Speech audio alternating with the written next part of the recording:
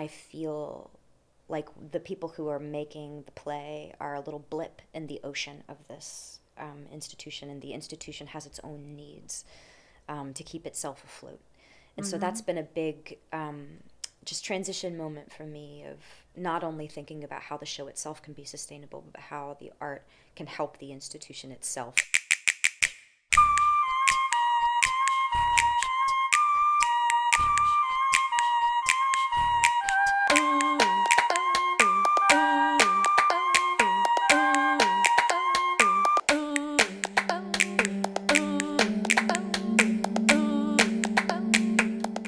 Welcome, friends. I'm Kristen Martin, and this is Torches. Today we have the awe-inspiring Heather Christian. Heather is an award-winning composer-performer making music-centered shows and rituals. She was most recently recognized with the MacArthur Fellowship. I'm really excited to speak with her today. Welcome, Heather. Thank you. And congratulations. Thank you. So well-deserved and such a thrill. It. Yeah, I'm not sure I've gotten over the shock of it yet. I think that's probably a long time coming, but thank you. Yeah. So how did you come to be in downtown performance? Well, I went to ETW. I attended ETW at NYU. And the majority of the faculty at ETW came from downtown theater. A lot of them came from the Joseph Chaikin Company. We're doing very physical theater. We're doing Grotowski, doing Roy Hart vocal technique. So these were all like beasts of the downtown American theater in the 60s and 70s. So that was sort of the beginning.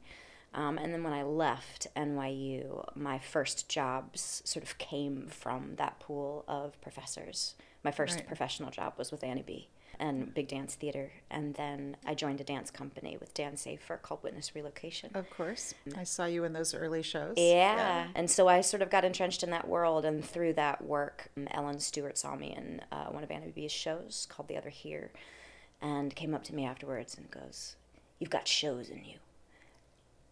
I think you've got shows in you." And I was like, "I don't know what that means."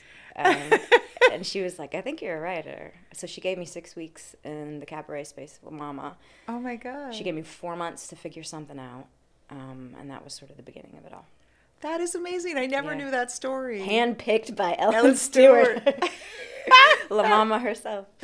What was that first piece that you made? It's called North. You know, I didn't know what I was doing. I was, I had just started to really write music in earnest, so I knew what I was excited about was doing a nonlinear piece that was based around a song cycle where I was taking Baroque pieces of music, largely out of Bach's Preludium, or the Well-Tempered Clavier, and cross-pollinating them with pop songs from the 80s, as well as some original pieces. Oh, fun. And had like a small ensemble. I guess you could call it a dance theater piece because there was quite a lot of movement and the logic sort of functioned like that. Tepid reviews, except for there was one review that will live with me forever, which was by, Alice. Oh gosh, I don't remember who it was by. Anyway, the title of the review was North Goes South. And I took that with me and was like, okay, so I need to take some time and learn how to do this better. But, you know. Well, speaking of the South, how did growing up in church come into your art making? I grew up in a small town, Natchez, Mississippi. And we had a community theater, but it wasn't really, you could audition for the shows, but nobody's going to give you a part because like, most of those parts are reserved for people who have been doing that for 40 years. That was the only really theatrical anything that was happening in Natchez. And I had this theater bug for as long as I can remember. I don't know where it came from. I mean, I guess it came from my mom's side of the family. My grandpa and his brother and sisters were part of a vaudeville acting troupe that traveled around. My grandma was a singer, and my mom was a dancer. So they were all sort of, you know, and they're very dramatic, high-volume people. So I think that's kind of where it came from. But there wasn't a whole lot of opportunities for one to perform. I was singing in the children's choir when I was 6 or 7. And I was told that I was too loud and that my voice wasn't pretty and that I should just mouth the words in the back, which broke my heart. Yeah.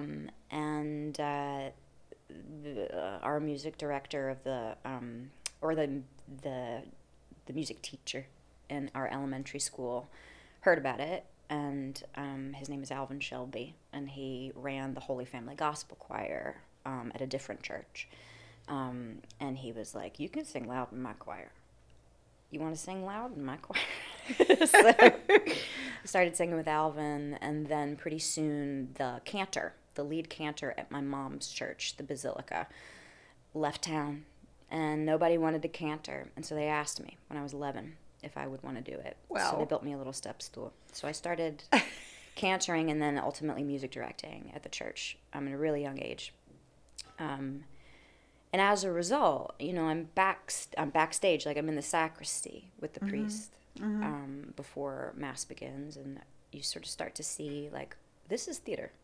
This is an event. There's costumes. He's changing into it. Yeah. There are these, like, little magic moments where, like, the altar boy will ring the chimes, when we're consecrating the Eucharist. Like, there's all of these, it's not as like aggressively theatrical or manipulative, but there is a script that we're following, and there is, and it became clear that my job was to pick pieces of music that helped people get into this right headset of, I'm gonna help myself today.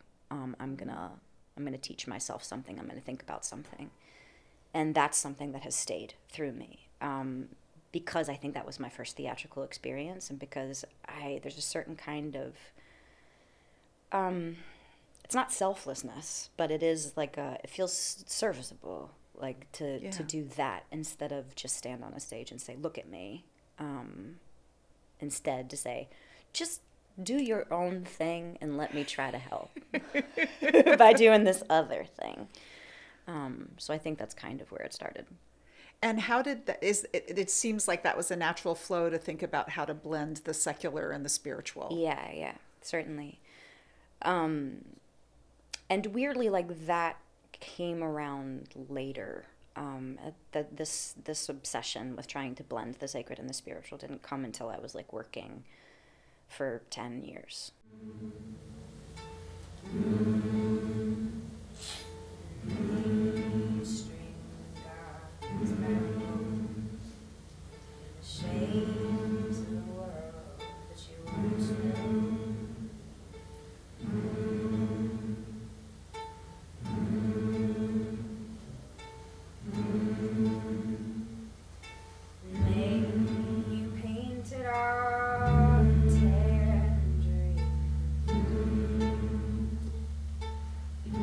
I find the more that I feel free as a writer, the more naturally myself I feel within the work. And so I do feel like that's the thing that I'm really fixated on, not just because it's my own, like, personal obsession with these incredibly poetic ancient texts that I find fascinating, but because I think that, like, fundamentalism is like a scourge that we are dealing with at every level, personally, politically, socioeconomically. Like, spirituality and religion is something that seeps into everything, whether or not you choose to participate. Right. So that's sort of where I feel like I have insight, because I have compulsions towards it. Yeah. You once said that you hope your work can be a space for inquiry, contemplation, and beauty. So how do you set about trying to create that? Mostly I'm trying to get out of the way of clarity. Like I'm trying to get out of the way of like 5 different people coming and seeing the show and seeing the same show. I'm trying to find a way that I can write like a Rorschach, so that different people can come in with their different experiences and their different troubles or their different, joys, and see the show that makes them think about something specific in their lives a little deeper. I call a heart and it will fill us both, and we will open.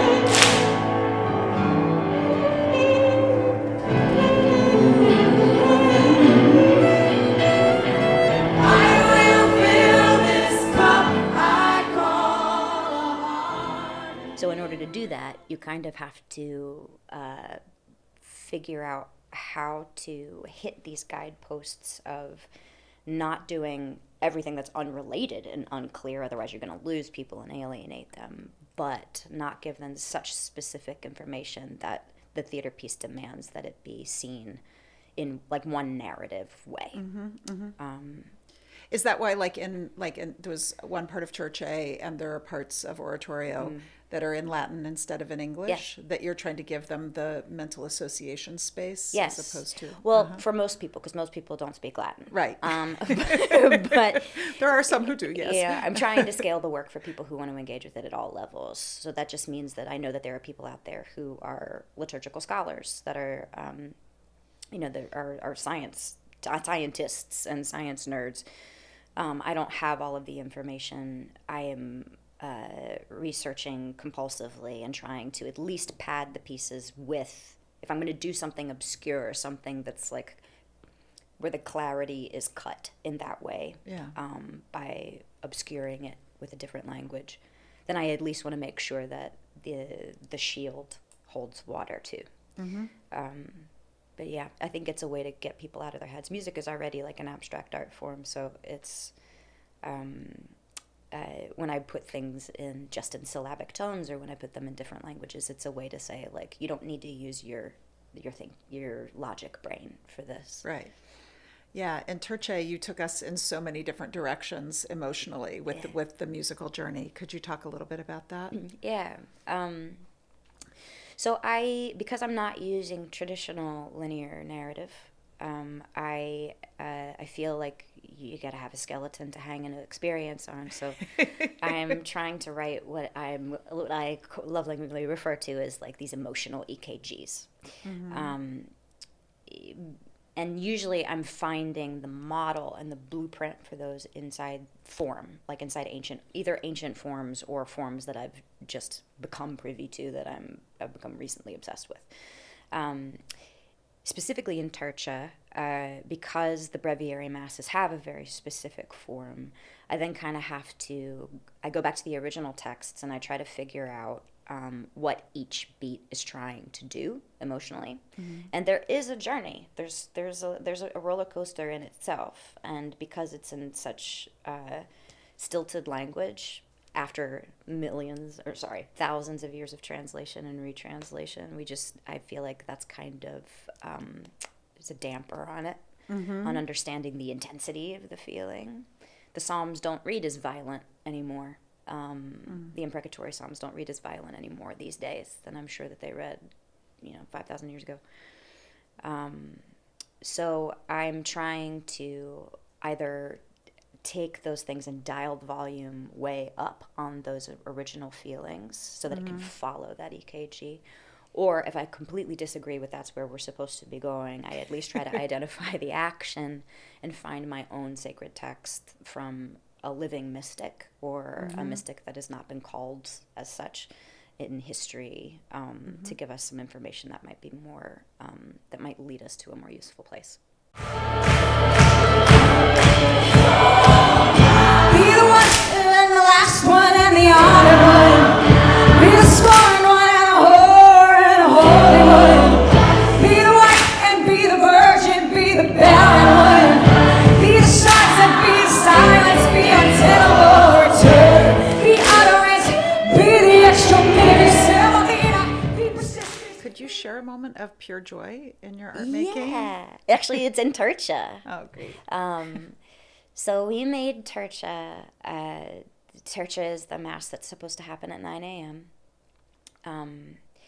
But because we operate by theater rules, we can't tech it at 9 a.m. But we had a lot of 7 p.m. shows. So the majority of the shows were at 7 p.m. or at 3 p.m. where shows are supposed to take place. And here in Prototype, we're amazing enough to let us do a handful of 9 a.m. shows. However, we had absolutely no idea what the light was going to be like. We were in Irondale, and we had opened all of the windows. All of the blacks that were over the windows, we exposed because we wanted the real sunlight to come in. But we didn't know what the light was going to do. So our first 9 a.m. show, we show up, and about 15 minutes in, the sun as it was rising, because this was this is the dead of winter. The sun, as it was rising, came and shone directly into one of the windows of Irondale and threw this spotlight onto the stage that felt supernatural. I mean, just felt. And I looked around to all of the incredible women that were performing with me, close to 40. Yes, we had 36, as I well know. And some days we had 37 or 38. Yes, that's true. Yeah. And they were just as much in awe as I was. And there was this like rabid, childlike joy that like spread across the company. Like, what's happening? This is amazing. What is happening? And it sort of followed me around the stage for a while. It was crazy. Yeah. Couldn't have planned for that. Yeah, there was a beam that went directly on you where you were, and it was like, God knows that Heather is making this moment. I mean, the thing is when I'm making these breviary masses, I was like, I'm either doing something very right or I'm doing something extremely sacrilegious. And like, I'm holding that in me every time I make one. And that was a moment where I was like, it's probably not that sacrilegious. I'm just going to take this as confirmation. Exploration and risk are a big part of your work. Yeah. Can you talk about how you manage the risk or how you embrace the risk when you're creating? Yeah, I mean, I just gotta say, like, fear is a constant, and I now know from doing it enough times that if I'm really scared of something, if I'm really scared of a moment, if I've had an idea that I was like, well, that's too far, I don't know that anybody's gonna let me do that. That usually there's heat there. Usually there's something in that idea that if we can crack it, it's going to work. It doesn't always work. That's not 100. It's not a 10 for 10 situation. Like the blackout in Animal Wisdom. Oh, that's such a great moment. This was one of those things where it's like we didn't know that was going to work until we got an audience in front of it. Forever keep them. Forever sleep there. But in order to get an audience in front of it, you have to train, because you can't just play music for 27 minutes in the dark without training. So there's a whole lot of prep work and a whole lot of effort and labor that goes into seeing if this experiment is going to work. And until the last possible moment, literally everyone was like, this is not going to work. This is not going to work. This is not going to work. And I just had this feeling. I was just like, it's the right thing. I need to know. And it was. Yeah, it was. Yeah. That was really a transcendent moment. Yeah, thanks. Yeah. Thanks. Oof. I can't wait to see it again this spring. Yeah. We can't do a true blackout because, Rules. And what about failure? Failure is also a constant. But I feel like failure is one of those things that, like, it's like success. Like, where do you stop? Like, where do you put the period at the end of the sentence? Mm-hmm. Because I learned so much. Like, north goes south. Yes. I mean, like, do I think that the show was a failure? No. Am I embarrassed that I made it? Yeah. It's like, but I needed to do that in order to learn, how to even begin to make my own work. Mm-hmm. There's a lot of, like, things that I've tried that have been really bad ideas. I've failed in a lot of ways to be a successful leader, but every time that happens, I feel like it's a reminder that we are constantly growing and the landscape is constantly shifting. So I try not to think about it as failure as much as like, that's an ouch. And it's a lesson. It's leading me somewhere else. Mm-hmm. Yeah. That's surprising to me to hear you say that about failing in a room, because the room for Terce was such an incredibly warm and welcoming and embracing room. And I think everyone felt like heard and seen. Yeah. So I think you managed to create a space that is inclusive of all these different voices. Yeah. Can you talk about what makes a truly generative and rich collaboration for you? I think it's about getting really clear about what things you want the ultimate say-so about, and just respecting that you have those feelings. And then which things you feel great about delegating to others, so that you can run at those with the fullness of yourself. I am kind of, if it doesn't look like it, but I'm a control freak. And it's taken me years to sort of figure out which things I really had feelings about, that I wanted to control myself. And taking leadership of those things and making it very clear that I was going to be the one who was holding those things. Right. And which things would be more fun if other people ran with them. And of course, like, I have opinions and idea, inside of those things, but ultimately, that spirit of play is what keeps the work alive. By the time the thing comes off the page and we're going into production, I'm sick of it. So there is a certain degree of like relief when it gets into another body, when you have another conversation with someone who's not yourself about the work. It deepens it in a way that I don't find scary at all. I find it exciting.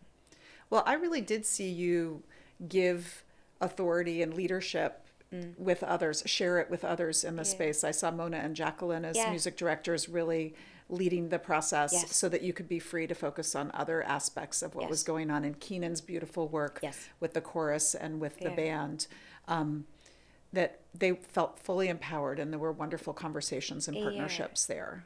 And I think everyone brought their strongest selves and work into that project. That's the hope. But I mean, you saw that process, and that was after 10 years of some unsuccessful collaborations and like learning lessons with people about how to be. It's actually more about advocating for what you know that you need as a person. So that, and not saying yes and acquiescing to everyone all of the time, which is what I was doing earlier. And then you get into a situation where you're emotionally or you haven't been truthful to yourself. How does collaborating with the same people over time enrich your work? Right, we're all growing together. We're all growing together. I try to do half and half. I try to do half and half of, at least half and half, in favor of people I haven't worked with before. But these relationships that I'm making with specifically designers and performers, the reason that we come back to them is because they understand something essential about my work in the macro. And they have a similar desire in themselves personally. So it feels like we're looking at the same thing, and it feels like we're trying for the same outcome. We have the same value system. It's really important, I think, to find people who are moving forward with the same wishes for what a room feels like. So a lot of the people that are repeat customers are people who I'm like, I know that this is a room that feels holistically good and safe when I'm with you. I don't have to go back to the drawing board and explain that we are reinventing process inside of the confines of like the pipeline of how work is normally made. And it does take some people who've like sailed that ship before in order to like do it well. And they're also like ingenious and like, learning how to do it in different ways too. So I think we grow together, and we also gas each other up, and we change. How do you balance experimentation with craft? I would argue that my experimentation is in what I consider craft. I feel like I have to reinvent a process for myself with every new show that I tackle, which is less about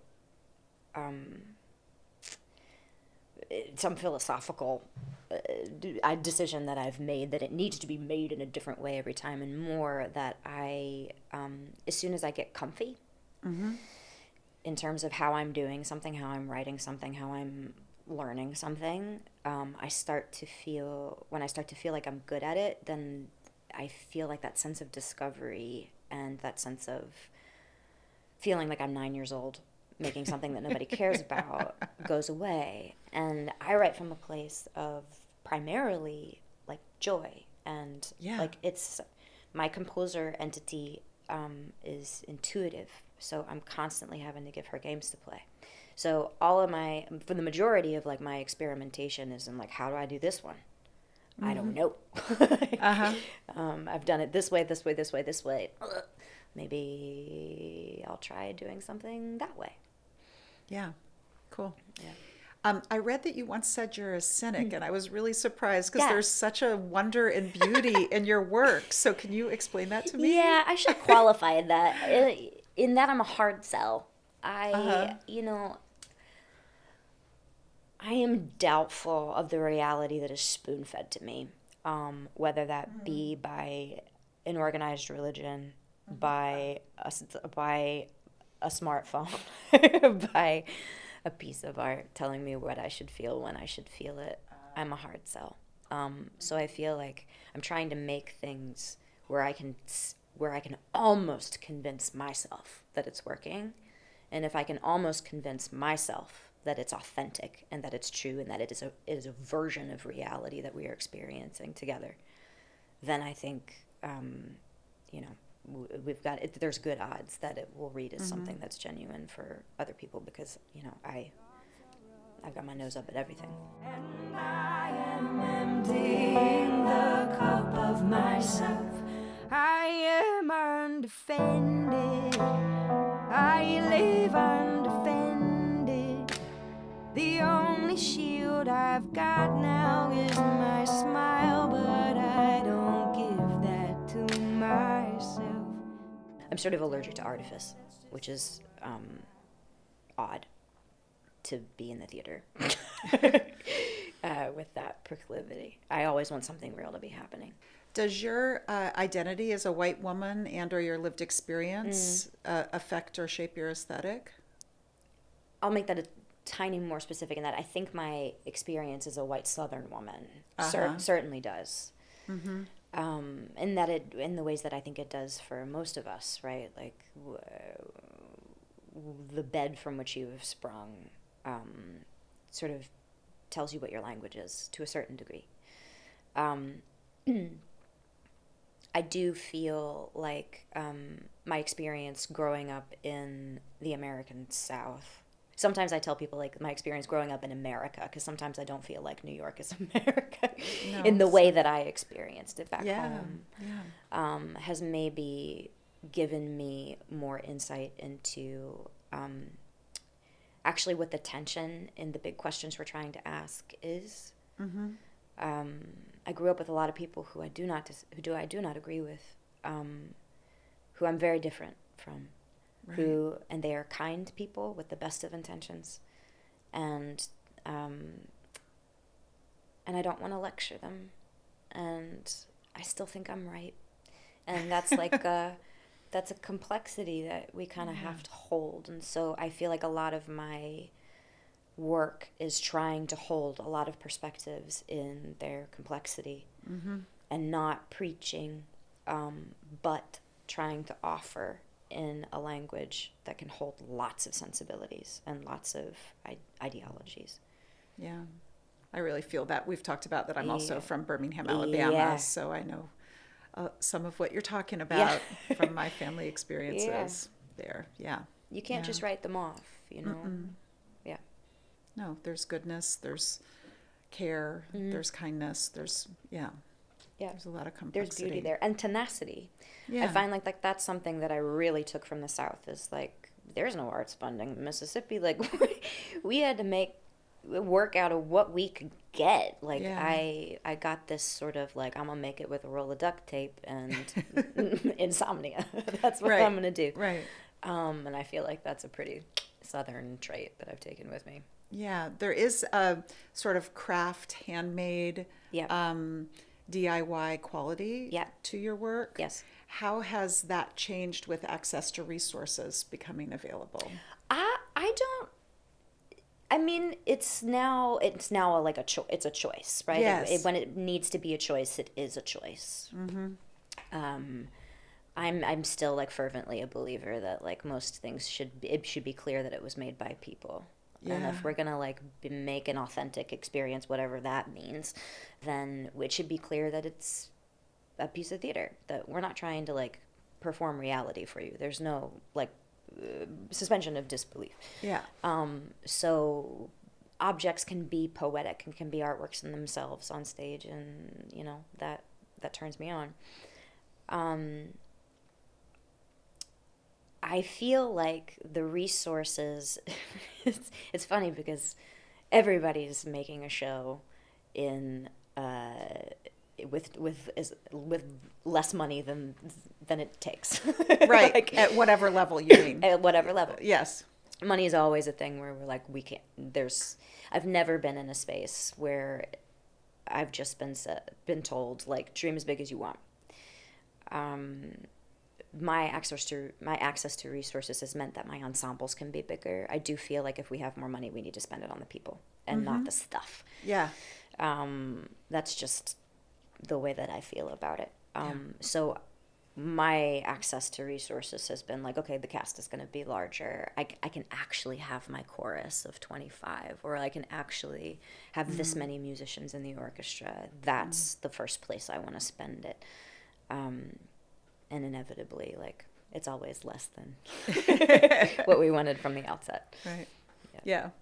Yeah, I remember when we started Terce, we did not think it was quite such a large piece, but we got there. We did. We made it happen. There. Yeah. Yes.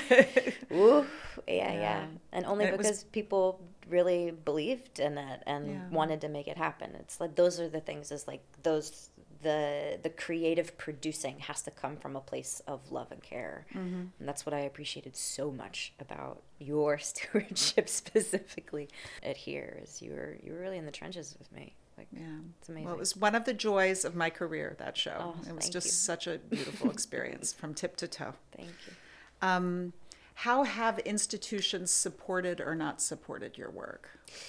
So I feel the most supported by institutions who like you are like this, are very clear about what the situation is. Like, this is the situation. These are the parameters that we're working inside. I see that this is the thing. I understand what you do.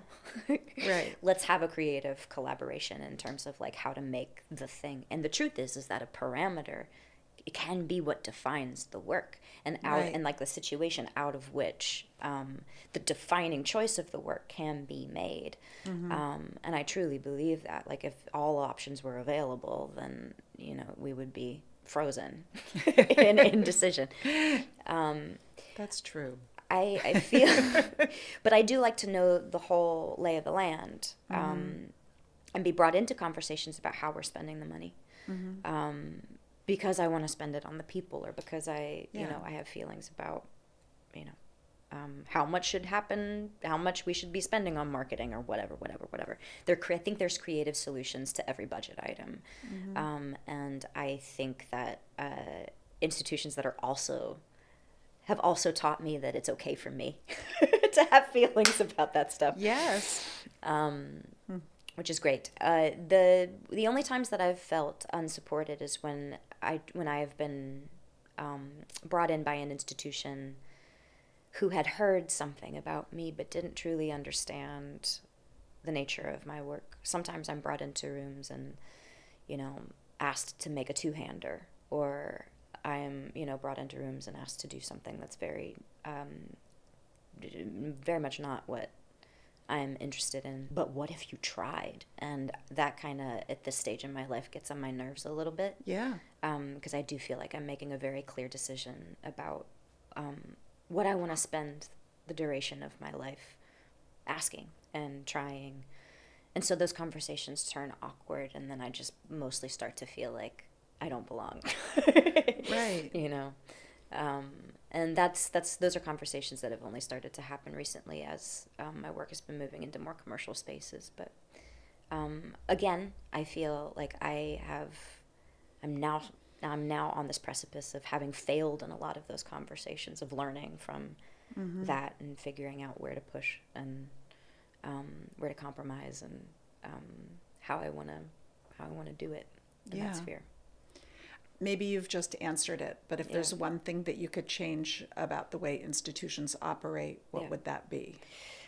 There's a little bit of that. I want to say something maybe a little controversial, which is that I feel like at this current day and age, that institutions are a little bit too big. That I feel overwhelmed when I go through the doors of an institution sometimes these days, and I'm met with 75 or 80 people, lovely people who Right. are so dedicated, but I feel like the people who are making the play are a little blip in the ocean of this institution, and the institution has its own needs to keep itself afloat. And so that's been a big just transition moment for me of not only thinking about how the show itself can be sustainable, but how the art can help the institution itself stay afloat and remain sustainable. And that's a lot of like business thinking that I did not realize I had to incorporate into my life. Yeah. Which I'm learning to do, but I do feel like we're in a moment in time in the theater where we maybe just need to start thinking about like downsizing that a little bit and being a little bit scrappier. Yeah. We're only the second generation of nonprofit theater that's in Yeah. operation right now. So it's not like this model has been tested and is true. Right. This model has grown up in a very short amount of time, and Right. it is not the be all and the end all. And there are other You're so ways right. for us to do this, Yes. because clearly the way we're doing it is not working. It's not sustainable. Yeah. Right. Yeah. The market is doing something weird too, so it's we're just in this moment. And it breaks my heart because I have these feelings, and I know what that means is that, it means I'm advocating that people don't have jobs, but I don't see any other way. Do you just spoke about sustainability. Are there thoughts that you have that would be wise for us in order to live more sustainably? I'm not wise. to survive and thrive and in a sustainable way as humans and as artists. Yes. I mean, I feel like, and I should take my own advice. So I, do as I say, not as I do. What does that say? This is something that I'm trying, which is I feel like I sort of came about at the beginning of hustle culture. And I know that it's always been a hustle to like stay in the theater. Yeah. But it's gotten kind of out of control with Instagram and self-promotion and just the way that technology has interacted with marketing and the way that the entertainment industry and the arts industry, like the entertainment industry has sort of subsumed a lot of the arts communities. So hustle culture has become this thing that's gone off the rails. And I truly believe that, like, as an artist primarily, I can only speak as an artist because I am one. But, like, Right. In order to make work about lived experience, in order to make work about like human universal truths and big questions, you need to live your life, and we're not really given time for that, or we're sort of guilted into thinking that if we're not productive all of the time, that we're lazy. If we're not pushing the next project forward, if we're not, having a million Zoom calls, if we're not whatever, and you just can't create new work without silence. Yeah. So I think that's my hope for us, is that we can all figure out how to be bored again, and see what comes out of that. Like, is that even possible anymore? Right. Well, some of what you talked about just now in terms of the tech culture and the rushing and the hustle feels very antithetical to the spirit of downtown experimentation and community. Yep. Do you still see it present in our city? In bits and bobs. I see a show at here and I see it. I see a show at the Bushwick Starr and I see it. Or I go to a residency, like Space on Ryder Farm. I feel like that was very much, places that are hell-bent on making community a big part of what they do. That's still happening. And I think everyone is trying to a certain extent, but this scrappy brave, humiliating place of, I don't know, is like where the most exciting stuff comes from. And I just don't see how it's possible for anyone coming up now to do that. Like, Right.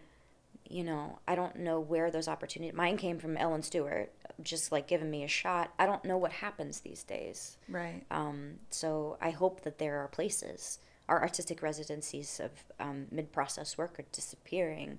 You know, I feel like kids come out of school now and they're like, I need to go to work immediately. Right, because they have debt and have the cost of living is so high. Yeah. Yeah. So I think the spirit's there, but I don't think we've figured out a way to see its, you know, effects in a big way.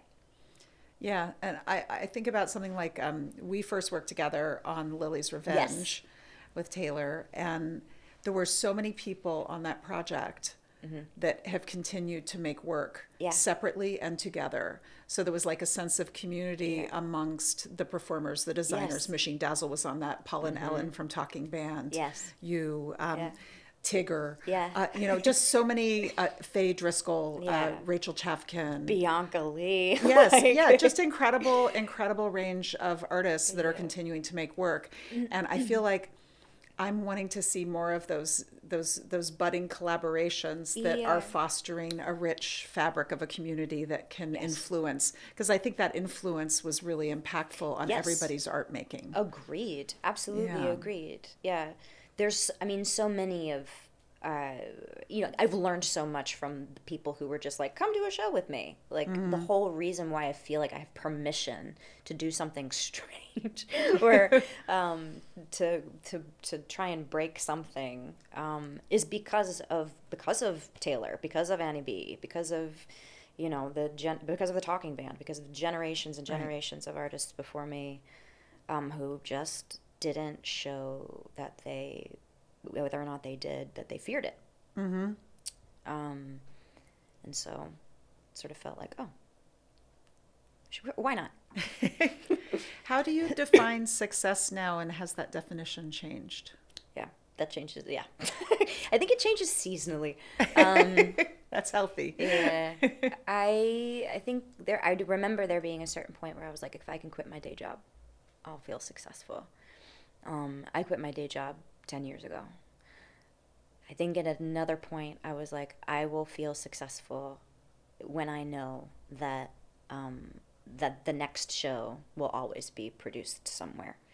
And now I've got like, right now I'm working on like 7 pieces at various places. So that's fine. I think now my idea of success is if I can get to the place where I truly believe that if I take like a year and think about something else or think about something new, that I can come back. That there would still be a spot for me somewhere to say something. If I got sick, or if I decided to have a baby, or if I, you know, because that's still after, gosh, how long has it been? After 26 years trying to do this, it's drilled into you. Yeah. Like, you close a show, somebody's going to ask you what's next tomorrow. Yep. And that's, you better have something on the stove.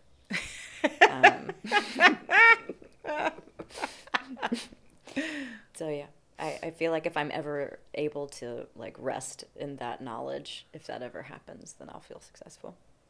Okay. Yeah. How about legacy? What do you want to leave behind for the next generation? It's early for you. You got a lot more to make, but what do you think you want to leave behind for the next generation of artists and audiences and people? I think 2 things, like a willingness to work with people who didn't go to art school, like a willingness to work with like actual like non-arts people. Yeah. Humans who are not trying to, you know, do art for a living.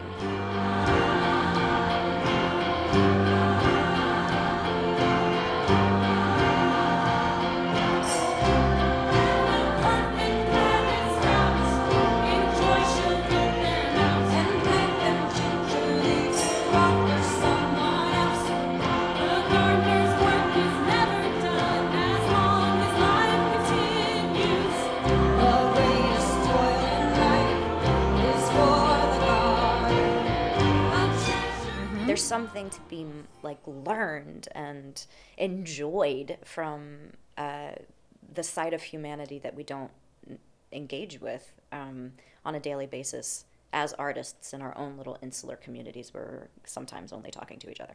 Yeah. And also like I would like to just obliterate genre, right? Like I think it's so deeply unhelpful to be like, this is a play, this is an opera, this is a thing, this is a that. I would like to leave a world wherein the more skloogey nature of what a piece's identity can be is something that is more readily accepted, supported, talked about, critiqued. After you take that year for yourself, if you give yourself that gift, do you have thoughts about how you see your art evolving? What are the next? It's interesting. I think I'm gonna keep keep making bigger ensembles. So just like I feel like that's a pretty clear trajectory. The more voices that I am allowed to have, the more immersive and like larger the hammer that I can dream. So I'm excited about that. I'm now seeing that I have I'm like looking in my little box of like which of these hobbies and talents that I'm interested in can I be in bigger conversation with inside of the work. I'm right now working on an opera that is housed inside of a straight play, and I've never written dialogue before, and I am having a hell of a good time. Awesome. Like teaching myself how I would write dialogue. So I feel like that's probably what I'm going to do is I'm going to learn how to write dialogue, and then I'm going to like, I want to maybe publish a book of poems, or maybe I want to learn how to like build my own set, or, like something that I can truly feel. I want to continually feel like an idiot in one regard, It sort of feels like that keeps me You're pushing alive. Your creative edge. Yeah. Yeah.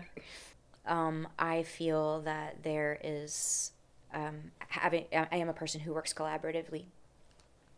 I'm seeing the world stand on this precipice in the theater industry of, do we give credit to actors who we've workshopped the piece with for 8 years? Do we give credit to like an instrumentalist who has made an orchestration? Mm-hmm. Where do we share credit? And there's the longer that I am trying to get used to the deep end, the more I'm realizing that there is this like vice grip on credit and on royalty. Mm-hmm.